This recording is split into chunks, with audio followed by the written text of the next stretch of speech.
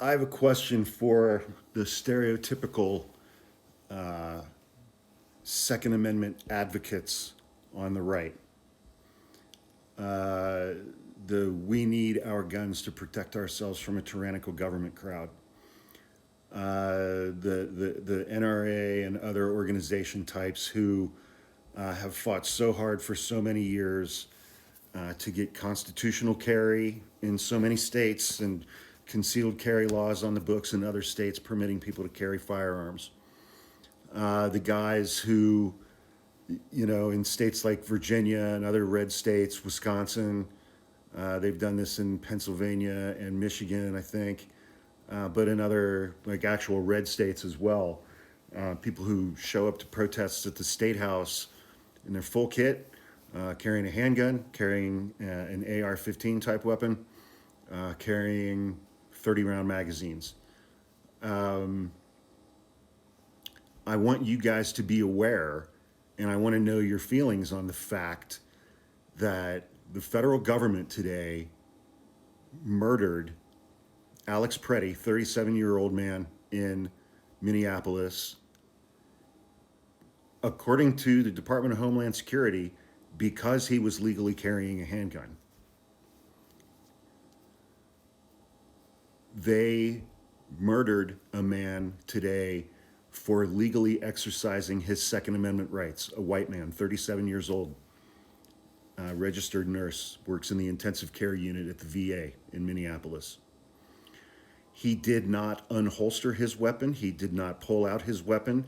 He did not brandish his weapon. He did not show his weapon to anybody. He did not point his weapon at anybody. He purchased his 9mm handgun. I believe it was a Sig Sauer. He purchased it legally. He had the required permit, and he was carrying that firearm legally today in the small of his back in a holster. And Kristi Noem and the Department of Homeland Security and President Trump and the full executive branch are saying the fact that he was legally carrying a weapon, the fact that he was legally exercising his Second Amendment rights justifies his killing. The federal government has now stated that if you legally exercise your Second Amendment rights in the United States, that justifies an ICE agent shooting you multiple times and killing you, even if you don't unholster or brandish or point your weapon at anybody.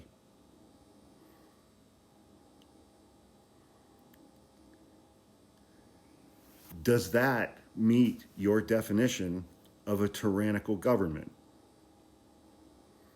Murdering you for lawfully exercising your Second Amendment rights when you posed no threat whatsoever to federal officers. Does that meet your definition of a tyrannical government? And if it doesn't, then what does? What does? I want the Second Amendment crowd to explain to me in January of 2026, what is your current definition of the term tyrannical government if it's not what I just described that took place in Minnesota today, in Minneapolis?